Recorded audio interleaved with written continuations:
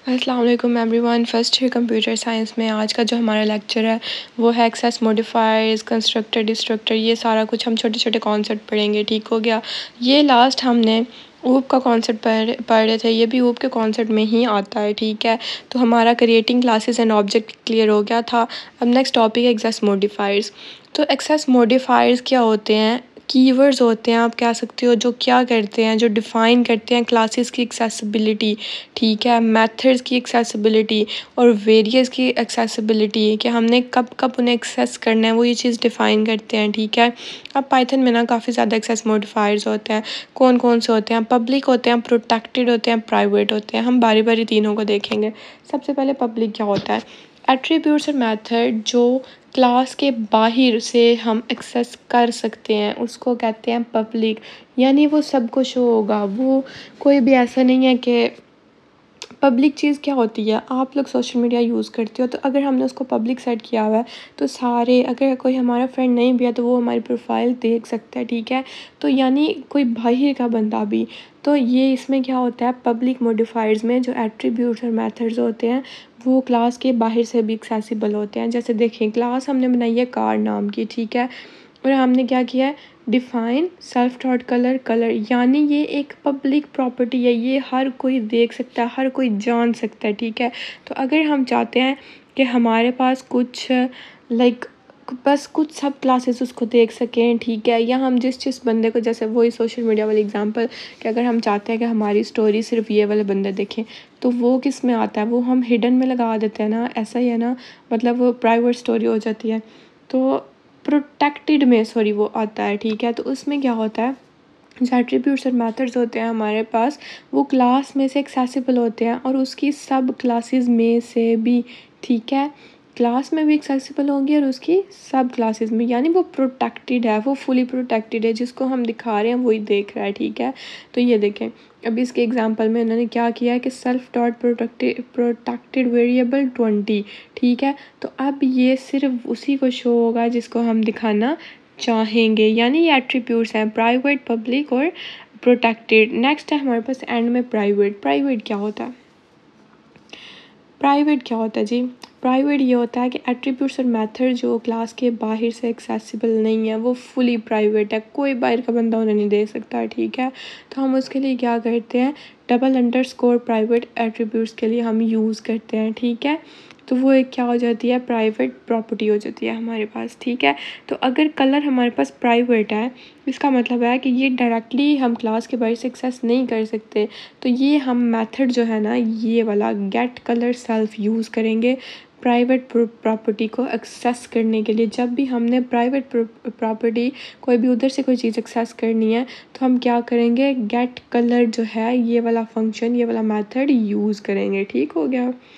अच्छा, नेक्स्ट है हमारे पास कंस्ट्रक्टर और डिस्ट्रक्टर। ठीक है, कंस्ट्रक्टर क्या होता है? ये ना एक स्पेशल टाइप का फंक्शन होता है जो किस लिए यूज़ होता है? क्लास के वेरिएबल्स को इनिशलाइज करने के लिए। ठीक है, तो पाइथन में इनिट मेथड यूज़ होता है, हमें पता है वो किस लिए हम यूज़ करते हैं, इनिशियलाइज़ को बोलते हैं। ठीक है, तो वो किसी भी ऑब्जेक्ट की प्रॉपर्टीज़, जब हम ऑब्जेक्ट की प्रॉपर्टीज़ क्रिएट करते हैं तो उनको इनिशियलाइज़ करने के लिए हम ये वाला मेथड यूज़ करते हैं। ठीक है, तो वो क्या हुआ हमारे पास? कंस्ट्रक्टर।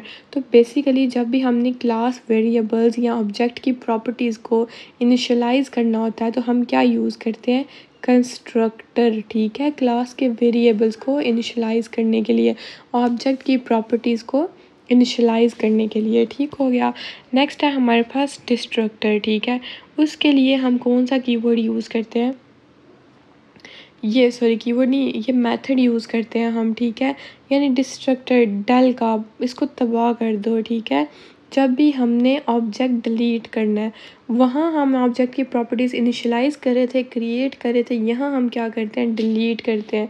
ये क्लीन अप पर्पसेस के लिए डिस्ट्रक्टर यूज़ होता है। ठीक है, जैसे देखिए, क्लास है कार, डिफ़ाइन किया, उसका कलर बताया, तो नीचे मैंने डल का जो है ना वो चला दिया मेथड, तो उसने क्या किया? उसका कार डिलीट कर दिया, सॉरी कलर जो है ना कार का वो डिलीट कर दिया। समझ आई? तो डिस्ट्रक्टर यहाँ क्या करेगा? एक मैसेज प्रिंट कर देगा कि ऑब्जेक्ट आपका डिलीट हो चुका है। ठीक है, उसने सारा क्लीन कर दिया है। तो कार जो थी क्लास, क्लास जो थी हमारे पास कार थी ना, ठीक है, उसने सबसे पहले कलर एट्रीब्यूट इनिशियलाइज़ कराया, ठीक है, ये ऊपर वाले में हमने इनिशियलाइज़ कराया और यहाँ हमने इसको क्या कर दिया, इसको डिलीट कर दिया, ठीक हो गया। तो वो मैसेज प्रिंट कर देगा कि given colour is being removed. अब एसोसिएशन क्या होता है? एसोसिएशन बेसिकली दो क्लासेस के दरमियान रिलेशनशिप रिप्रेजेंट करता है, उन दोनों को एसोसिएट कर रहा होता है, मिला रहा होता है, ठीक है। दो टाइप्स होती हैं एसोसिएशन की, एक होती है एग्रीगेशन और दूसरी होती है हमारे पास ये होती है कंपोजिशन। एग्रीगेशन क्या होता है? ये रिप्रेजेंट करता है रिलेशनशिप जहाँ एक क्लास यानी लाइब्रेरी में दूसरी क्लास, मतलब एक क्लास में दूसरी क्लास होती है, ठीक है। जैसे लाइब्रेरी एक क्लास है, उसमें मैंने दूसरी क्लास बना दी बुक्स। लाइब्रेरी में बुक्स हैं और बुक्स की आगे से आपको पता है कि मतलब ज़्यादा टाइप्स होती हैं, ठीक है। लेकिन एग्रीगेशन में सिंपल आप इस चीज़ को याद रखो कि ये एक क्लास का दूसरी क्लास के साथ रिलेशनशिप रिप्रेजेंट करता है। जैसे लाइब्रेरी का जो है ना वो रिलेशन है बुक्स के साथ, ठीक है। तो ये क्या करता है, उनका रिलेशन रिप्रेजेंट करता है but does not own it, ठीक है। बुक्स जो है ना वो इंडिपेंडेंटली भी एग्जिस्ट कर सकती हैं लाइब्रेरी की, ऐसा ही है ना। बुक्स वैसे भी तो एक अलग उनकी क्लास है, समझ लग रही है, ठीक है। तो इधर देखिए उन्होंने क्या बताया कि एक हमने ना बुक का इंस्टेंस जो है, ठीक है, हमने उसको एसोसिएट किया है बुक के इंस्टेंस को, ठीक है, एक लाइब्रेरी क्लास के साथ कि ऐड बुक का मेथड हमने लगा के उसको क्या किया है, एसोसिएट किया है। वो क्या करेगा, बुक को लाइब्रेरी की लिस्ट में ऐड कर देगा। सबसे पहले क्लास बुक डिफाइन उसने बताया कि self dot title is equal to title, ठीक है। तो वो टाइटल उसका वो बताएगा। फिर उसने क्लास लाइब्रेरी में गया, उसने बोला सेल्फ डॉट बिग्स बुक्स। अब इसका क्या मतलब है कि कौन से इंडेक्स पे रखनी है।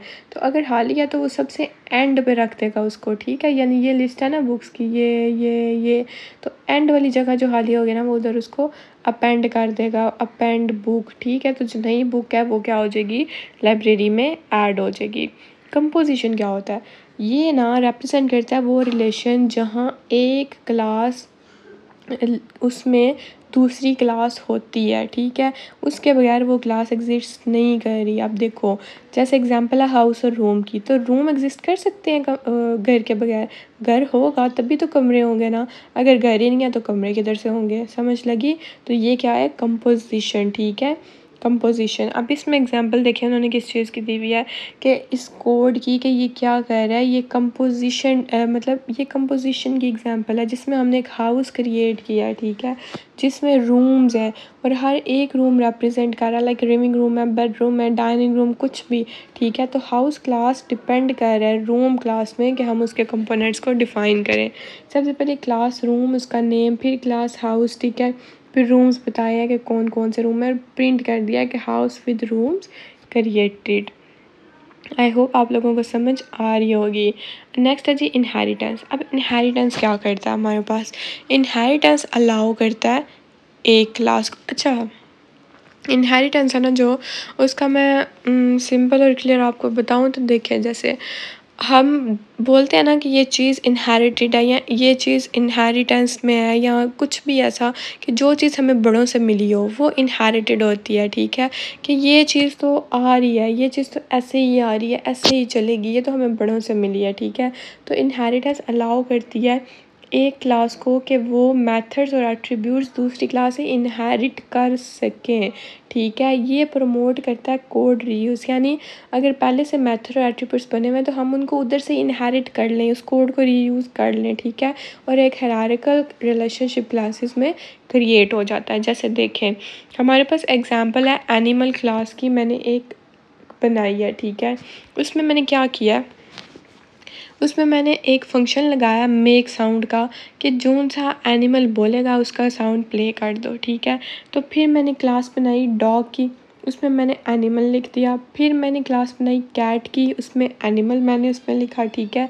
यानी मेक साउंड का फंक्शन चले। अब जब वो एनिमल प्रिंट होएगा, और प्रिंट उसने क्या क्या किया, उसने लाइक कैट की आवाज़ म्याऊ जो है वो प्रिंट करनी है, ठीक है। तो इसमें हो क्या रहा है, डॉग और कैट ने इनहेरिट किया इसमें से, एनिमल की वॉइस में से इनहेरिट किया उसने वॉइस, ठीक है। तो हर एक सब क्लास वही साउंड प्रोड्यूस करेगी, ठीक है।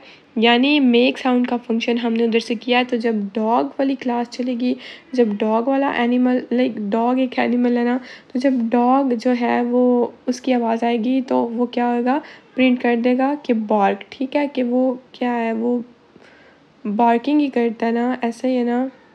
तो इसकी कैट की क्या आएगी, म्याऊ। ठीक है, तो ये ऐसे आ जाएगी। नेक्स्ट कॉन्सेप्ट है जी हमारे पास पॉलीमॉर्फिज्म का। अब पॉलीमॉर्फिज्म क्या होता है हमारे पास, एक ही नाम के मल्टीपल मेथड जो मुख्तलिफ तरीक़ों से बिहेव करें। ठीक है, जैसे देखें इसके पास एक ऐसी एबिलिटी होती है कि डिफरेंट ऑब्जेक्ट जो है ना सेम मेथड या अगर कोई भी फंक्शन कॉल है तो उसको वो क्या कर सके, रिस्पॉन्ड कर सकें in their own unique way. ठीक है, तो ये क्या करते हैं ना, ये एक इंटरफेस या एक मेथड है उसको अलाउ कर रहे होते हैं कि वो मतलब कोई भी अगर जनरल हमारे पास क्लास है तो उसके एक्शंस के साथ अलाउ कर रहे हैं उसके इंटरफेस को कि वो इंटरेक्ट कर सके। ठीक है, with specific implementation based on the object. तो ये ना काफ़ी यूज़फुल होते हैं कि हम अपने मेथड्स को कॉल करने के लिए। ठीक है, अगर डिफरेंट क्लासेस भी इम्प्लीमेंट कर रहे हैं हम लोग, तो यहाँ पर देखें क्या हो रहा है। ये सबसे पहले एक वही एनिमल वाला कि उसने क्या किया है कि जो एनिमल साउंड है ना, ठीक है, सबसे पहले हमने ये जो है ना डिफ़ाइन किया है। ठीक है, तो ये ऑब्जेक्ट्स हैंडल कर सकता है डिफरेंट क्लासेस के। अब हमारे पास क्लास थी डॉग, कैट, तो वो सिंपल एक ही मेथड है जो वो हैंडल कर सकता है डिफरेंट क्लासेस के ऑब्जेक्ट्स। ठीक है, तो ये छोटा सा कॉन्सेप्ट था कि देखें जब इसने डॉग की साउंड प्ले की तो इसने आउटपुट दिया बार्क, जब कैट की थी तो म्याऊ। ठीक हो गया, तो ये बेसिकली पॉलीमॉर्फिज्म का कॉन्सेप्ट है क्या कि ये डिफरेंट ऑब्जेक्ट्स को रिस्पॉन्ड करता है सेम मेथड या सेम फंक्शन कॉल के साथ। ठीक है, कि अगर सेम फंक्शन कॉल है दोनों के लिए तभी वो उसको रिस्पॉन्ड करेगा। तो ये थी हमारी आज की वीडियो। नेक्स्ट वीडियो में हम पढ़ेंगे पाइथन के कॉन्सेप्ट जिसमें एक्सेप्शन हैंडलिंग और ये सारा आता है। ठीक है, तो नेक्स्ट वीडियो तक अपना ख्याल रखें। अल्लाह हाफिज़, टेक केयर, थैंक यू।